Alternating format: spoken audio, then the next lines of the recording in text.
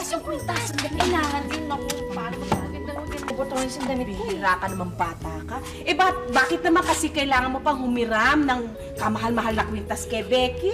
Dapat lang talaga, Mami, para sikat ang dating ko sa school, diba? Eh bakit nga pala hindi po pwede pumunta si Becky doon sa end of the school year party nyo, ha? Eh kasi nga po, naulunan siya nung isang araw. Eh ngayon nagkasakit. So bilisan mo na nga, Mami. Tama yung tanong mo. Eh ayusin mo yung buhok ko. Ayun na nga, inaayos. Tumayo ka, tumayo. Patingin. Wow! Ganda-ganda. Tingin. Mukha ka na talagang princess. Alam mo, Mami, the best talaga kayo. Thank you, Mami, ha? Ay, oo na. Ay, magandang-maganda. Naku, Mami, nandiyan na pala yung sundo ko. Alis na ako. Sige na, umalis ka na.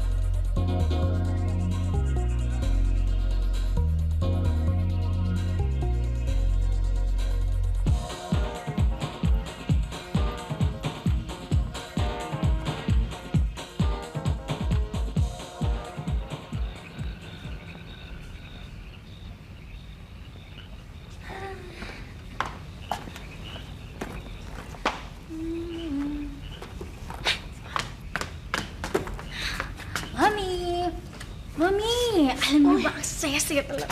Kamusta ang party, ha? Mabuting halika dito, Mami. Alam niyo ba, ang saya-saya talaga. Grabe.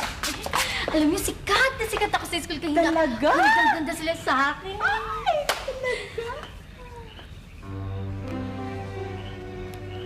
Oh, bakit? Bakit parang nakakita ka ng multo? Nawawala. Mami, nawawala yung kwintas.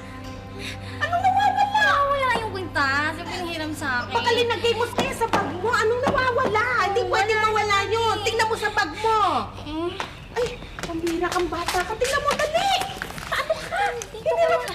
Mami, wala. Paano ba yan? Naku, paano ngayon to? Paano mo sasabihin kay Becky to? Mami, hindi ko alam eh. Alam. Ano kaya yun?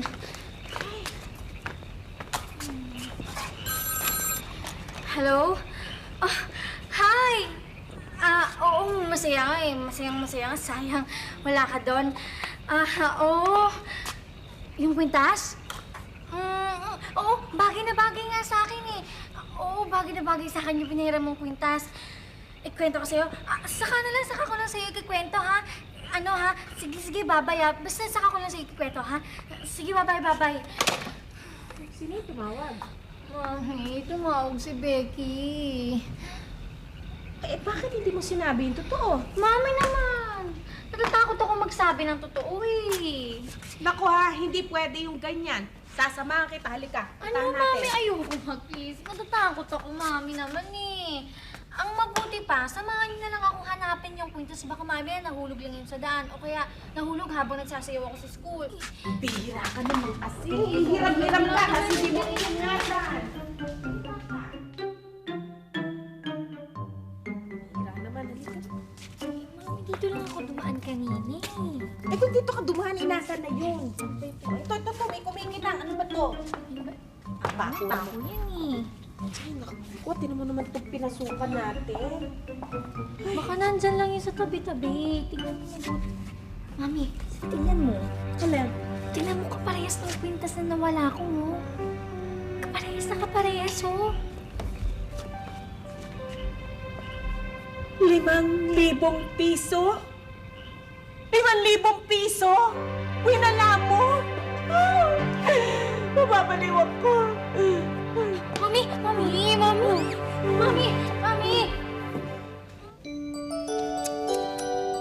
Ay, nako. Talagang malaki ang problema nitong si Emily. Eh, paano naman kasi ayaw magsabi ng totoo?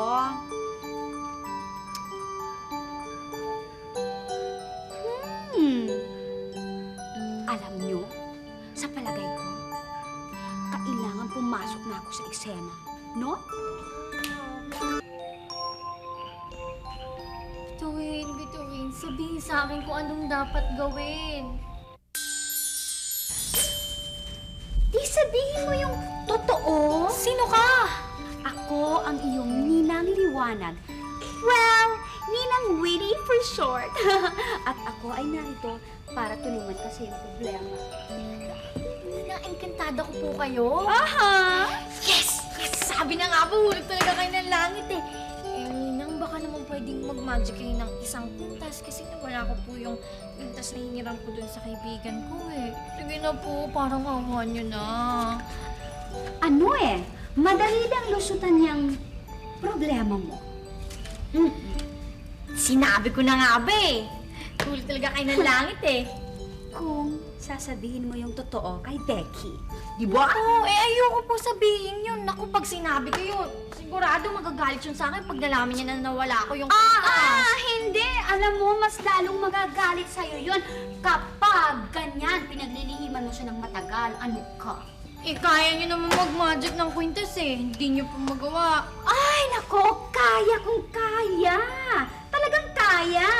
Kaya lang, bilang ninang mo nga, eh mas tungkulin ko naman yung gabayan ka. At turuan ka na magandang asal. O, katulad niyan ngayon, gusto mo magsinungaling kay Becky. Tama ba naman yun? Basta, hindi ko talaga sasabihin yung totoo sa kanya. Ay, alam ko na. Alam ko na! Sabihin mo kay Becky yung totoo. Pagkatapos sabihin mo rin sa kanya, napapalitan mo yung kwintas niya. O, yan! Sigurado hindi na yun magagalit sa'yo. Tama! Eh, alam ko na. Bigyan niyo na lang po ako ng trabaho. Trabaho? Oo. Ay! Wala akong sinasabi tungkol sa trabaho. Kaya nga po, bigyan niyo ako ng trabaho para di ba makakaipon ako ng perang pamalit dun sa kwintas na nawala ko. Sige no, yun lang naman ang hiling ko sa'yo. Ayaw niyo pa akong pagbigyan. Ka. Yan na ba talaga ang gusto mo? Oo, sige na. Parang awa mo na. Alam mo kasi, mas madali talaga magsabi ng totoo. Pero, o sige, kung yan talaga ang gusto mo, di pumikit at ibibigay ko ang iyong hinihiling. Thank you talaga.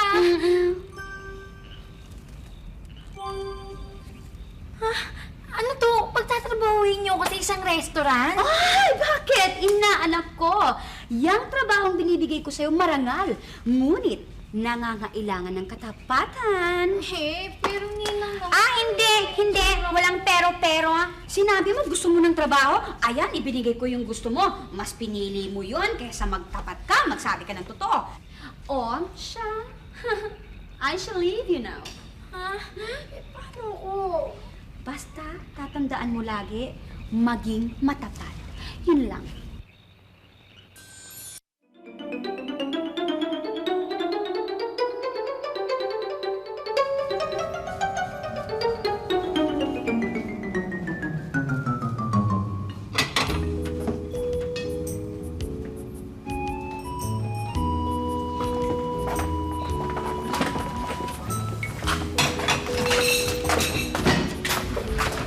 Waiter!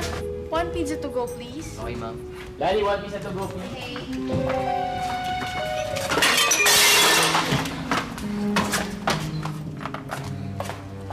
Ano nangyari dito? Matabasa. Sus, napabayaan mo na. Hindi yung bala mong mahal-mahal nito. Gusto mong tanggalin kita dito sa trabaho mo? Hindi ka nag-iingat eh. Hirap sa'yo eh. Well, pansamantala muna natin ititigil itong eksenang to para sa isang katanungan. Ano kaya ang gagawin ni Emily sa mga sitwasyong tulad nito? Sorry talaga. Emily! Oh! Becky! Ano ginagawa mo dito? Nagsa-summer job ako para naman may magawa akong makabuluhang bagay ngayong bakasyon. Kaya naman pala eh, kasi tawag ako ng tawag sa inyo. Bakit? Gusto ko na sanang kunin yung kwintas na hinira mo sa Kwintas? Nako! Sabihin mo na kasi yung nangyari. Naiwan ko kasi sa bahay. Tama, nasa bahay nga. Ako na lang magpupunta sa inyo para isoli yung kwintas. Sige. Ha? Mm.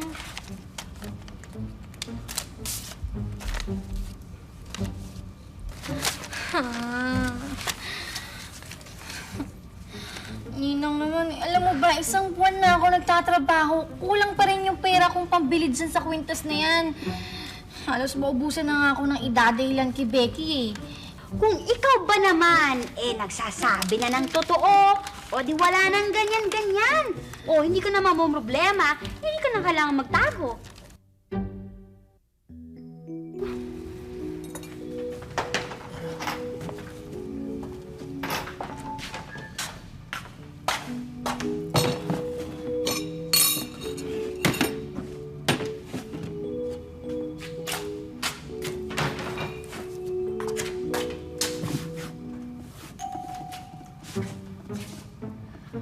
Wow, ang daming pera! Daming to ah. Pwede ko na mabili yung kwintas doon sa butik. Tamang-tama.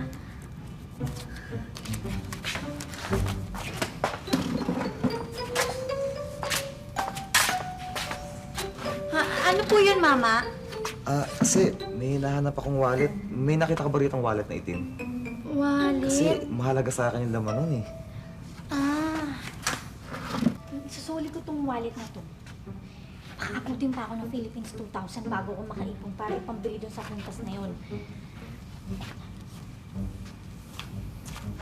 Pero mali to, hindi naman sa akin to eh. Ano kaya?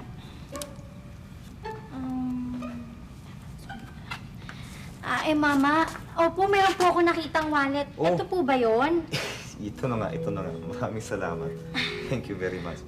Wala akong ano man yun. Alam ko kasi kung anong nararamdaman ng isang Oo. nawawalan eh. Importante talaga to. Maraming salamat. Sige ho. Nakakalis ako kayo. Sige, salamat ho. Oh, ano ngayon, Emily? Ano ba ang pakiramdam ng nakapagsabi na ng totoo? Ay, naku Ninang. Ang sarap-sarap talaga ng feeling. Tama kayo. Ang sarap-sarap talaga ng feeling na magsabi ng totoo eh. Galing niya talaga.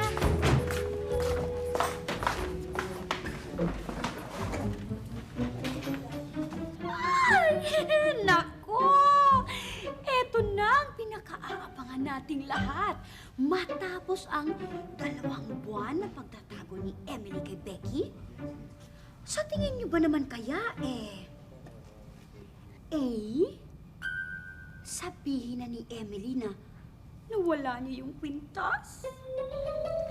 O B, ano kaya? Tatakpan niya yung mukha niya at sasabihin niyang, hindi ako si Emily, hindi ako si Emily. O kaya, C, sasabihin ni Emily kay Becky na nahablot ng magnanakaw yung kwintas.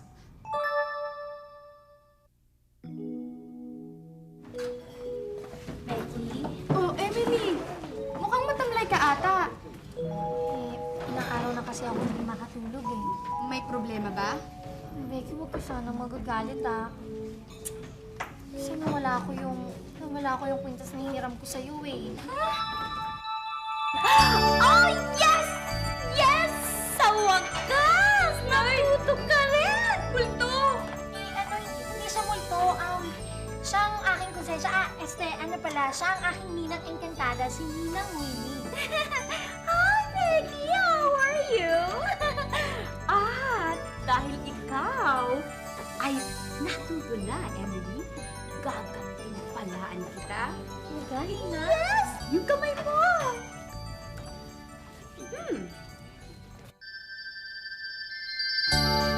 Yung kwintas na nawawala. Naku, maraming salamat talaga, Ninang ah. Alam mo, regalo ko yan sa'yo dahil ikaw ay naging matata.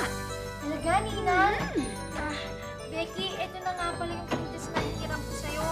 Sorry kung napatagal yung pagbalik ko sa'yo ah. Kasi ang mahal-mahal ng kwintas na yan eh.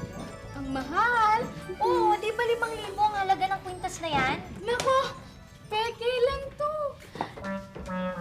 Ano? Peke lang? Eh, ba't mo agad sinabi? Hindi naman kasi kayo nagtatanong eh. Ay, naku, pasensya ka na, Becky. Ay, hindi pare, papalitan ko na lang, okay? Hindi na.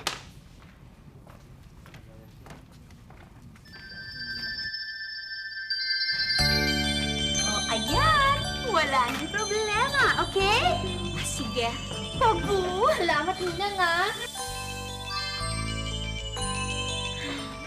Ricky, pinapatawad mo na ba ako? Oo naman, basta't ba magkaibigan pa rin tayo. Talaga? Oo. At sa wakas, natahimik na rin ang konsyensya ni Emily.